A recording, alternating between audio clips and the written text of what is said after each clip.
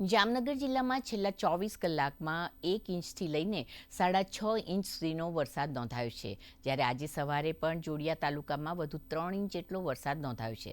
સારા વરસાદના પગલે જામનગર જિલ્લાના મોટાભાગના જળાશયો પાણીથી છલોછલ થયા છે, જ્યારે ઓવરફ્લો થતા જળાશયો નીચેના ગામોને તંત્ર દ્વારા સતત એલર્ટ પણ કરવામાં આવી રહ્યા છે.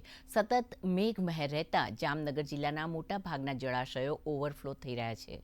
ઉમિયા સાગર, ફુલઝર, રણજીત સાગર, સસોઈ સહિતના જળાશયો ઓવરફ્લો થતાં તંત્ર દ્વારા ડેમ નીચે આવતા ગામોને સતર્ક રહેવા અને નદીના પટમાં અવરજવર ન કરવા પણ અનુરોધ કરવામાં આવી રહ્યો છે. 6.5 ઇંચ જેટલો વરસાદ નોંધાયો છે.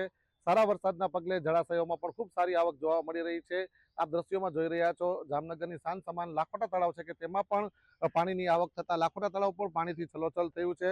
જ્યારે છેલ્લા 24 કલાકની જો વાત કરવામાં આવે તો સૌથી વધુ જોડિયા તાલુકામાં 6.5 ઇંચ જેટલો વરસાદ વરસ્યો છે અને જામજોધપુરમાં 3 ઇંચ તેમજ કાલાવડમાં 1.5 અને ધ્રોલ તથા કાલાવડમાં જે છે 1 ઇંચ વરસાદ નોંધાયો છે. જ્યારે જામનગર શહેરમાં પણ 2.5 ઇંચથી વધુ વરસાદ થયો છે.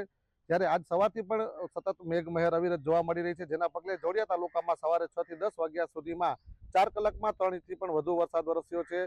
સતત મેઘમહેર રહેતા જામનગર જિલ્લાના મોટાભાગના જળાશયો હાલ ઓવરફ્લો થયા છે. ત્યારે રણજીત સાગર તેમજ ઉમિયા સાગર, ફુલઝર અને સસોઈ સહિતના જળાશયો ઓવરફ્લો થતા તંત્ર દ્વારા હેઠવાસના ગામોને એલર્ટ કરવામાં આવી રહ્યા છે અને નદીના પટમાં અવરજવર ન કરવા પણ વિનંતી કરવામાં આવી રહી છે.